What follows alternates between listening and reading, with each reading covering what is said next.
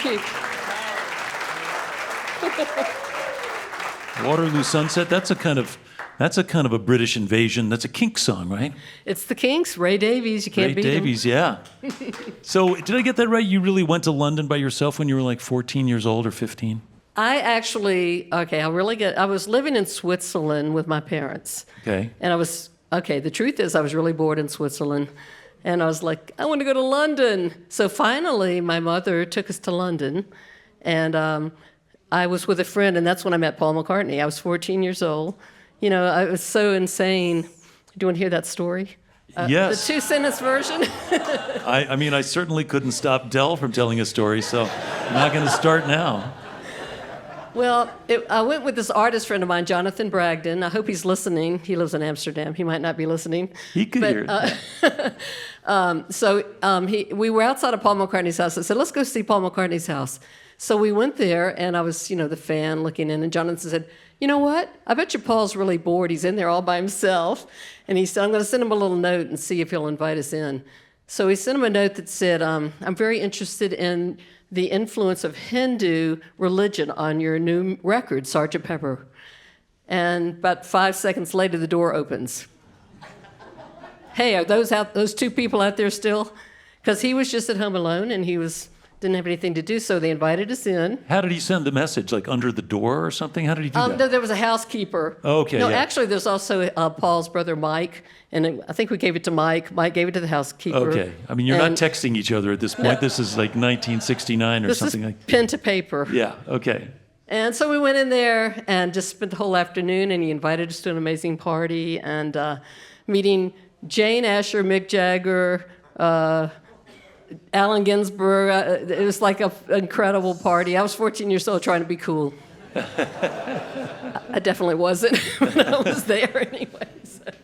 But it's cool because that's an absolutely formative experience for a young teenage person who's interested in music, and you're hanging around all these people, you're paying attention to all that music, and your life up until that point was oriented towards thoughtful songwriting and popular music, and particularly British songwriters. Yes. And then you went back to Virginia after a while? Yeah, we went back, I only stayed in Switzerland for 1 year, and then went back to Virginia. Yeah, my life has got a lot of things going on. Yes, we went back to Virginia, and I went back to high school in Richmond, Virginia, at Tuckahoe Junior High, and it was kind of like, whoa. No, Freeman High School, actually. I was just striving to continue on. I think I have to say that experience showed me one thing, and it's like, just try it, Yeah. And I think my whole life has been that. Don't be afraid. Just, what's the worst that can happen to you? Somebody might close the door in your face or say no. Yeah. I mean, we can do this. Within reason. Don't tell teenagers this message. Oh, okay, sorry. Oh, that's right. They'll do very dumb things, yeah. But I love the fact that this was who you were, and this was your trajectory, and you were also writing. What I learned with your new record is that you've kept your diaries and your journal from those years. Yes. So when you're thinking about those experiences, you can go back and actually see exactly what you wrote in real time during those times. It's amazing. It's just amazing from the age of maybe 16 or 14. And I can just pinpoint it. I could just go, let me see what day I did that. But they're like all these lengthy descriptions of it. As Smithsonian Folkways is the label my record's on. And there was a filmmaker, Charlie Weber, and he was like, well, when did you do that? And I could just tell him right there, and we could just find it right away. And they were just filming my diaries, and it was really cool. Yeah. And then you went to a folk festival and fell in love with your future husband. Yes. I was in Richmond teaching French because when I lived in Switzerland, the one thing I got out of it was to master the French language.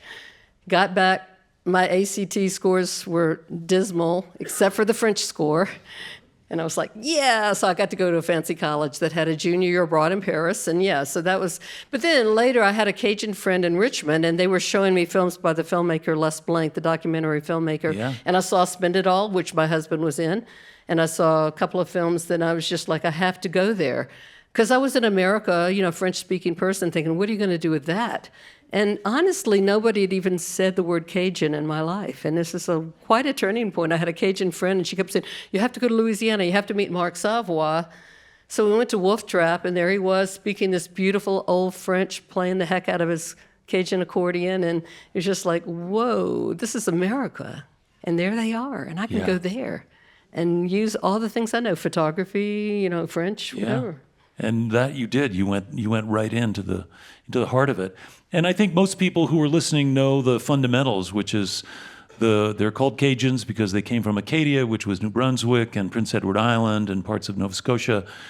And they were deported by the British because they wouldn't take up arms against the French. Mm-hmm. And they were put on ships and separated, many from their families, and deposited in Louisiana. Yeah. And they brought their French language and their French tradition, their music, and they set up shop and reinvented themselves in a tougher landscape. Yes, indeed. And you found this culture that's in some ways an anachronism because it's preserved from a couple hundred years earlier. Some of the language and some of the songs was deep traditions, and then you show up and you're just like in it, and you're married to Mark Savoy, who's like the king of the whole thing, and you're this Southern girl from Virginia, but. It was a culture shock. Did it take a while for them to let you in? It would have if I hadn't been married to a Cajun man. Yeah. I mean, I'm telling you that when I was knocking the doors to take photographs, they go, what does a girl from Richmond, Virginia want to talk to me for? And I said, well, I'm married to Mark Savoy. Oh, come on in. Yeah. It was quite cool. A nice connection. And how did you meet Linda Ronstadt along the way? You're making all this music, you're married to Mark, you're making kids, you're doing all this stuff, and you wrote the definitive history of Cajun music. You're just living this culture that you've embraced so thoroughly. And as I understand it, you had a kind of a festival, right? The Boucherie, or... We had a party. You used to have an annual party. It was called a Boucherie, in which you would get a pig, and you would kill it right there on the spot. We'd invite all our friends from all over the world. And then they'd kill the pig, and they'd take it apart to do the whole thing, and then they end up with many, many dishes made from this pig, and you ate the entire pig. And that was what the Boucherie was. So we're big buddies with Quint Davis, who's the guy that started the jazz festival. And he said, I'm going to bring my girlfriend. And we were like, who? Because, it's all friends, and we don't like strangers to come, and unless they're invited. He said, well, Linda Ronstadt, is that okay? And we were like, oh, okay. So they flew her out on a private jet, landed in Eunice, and she was just so cute. She had these little red cowboy boots on, and this is about in 1980, I'm guessing. Gabi was 4, my daughter was 4. But so she went and hung out in the house with my daughters because she was intimidated by all the people. But we became fast friends after that, and she started inviting me out and babysitting for my kids in San Francisco and all kinds of stuff. So that's cool. And then you found you recorded a couple of songs for a project you were doing. Evangeline Maid, I think, was a record that you did a couple songs with Linda, and it worked well. And so, hey, let's do a whole record. Exactly.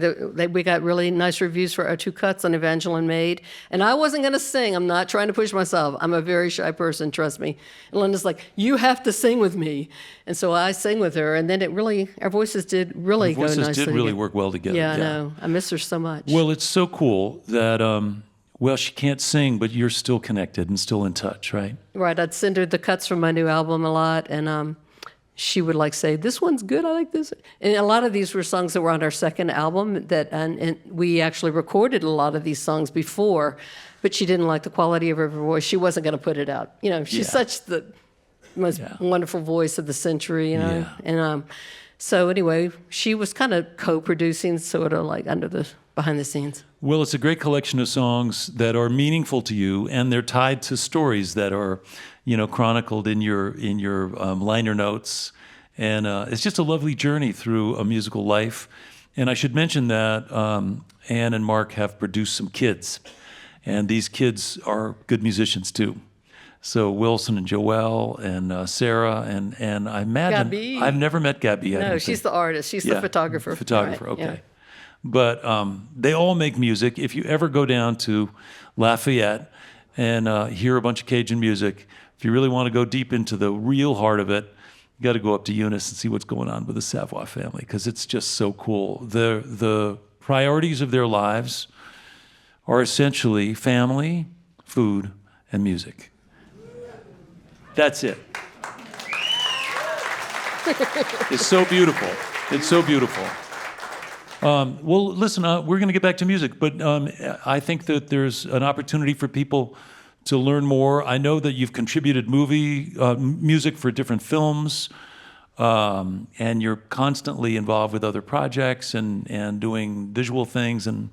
But and you have a website, right? I have a website, and if you want to see what I've done and am doing now, please go check it out because I'd love to hear from you. Write me a note and say, hi, I saw you in Colorado, whatever. What's the website? It's AnnSavoy.com.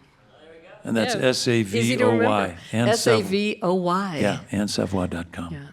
The Americanization of the actual spelling of her name, which is my husband's birth certificate, is actually Savoie. So we're all frauds. Yeah. We have the wrong name. Yeah. But anyway, it's easier for Americans to say Savoy. Now, on y va? On y va. J'ai un petit peu de musique, hein? Oui, allons jouer. Allons jouer. Okay. Let's go. Okay. Welcome back, Ann Savoy.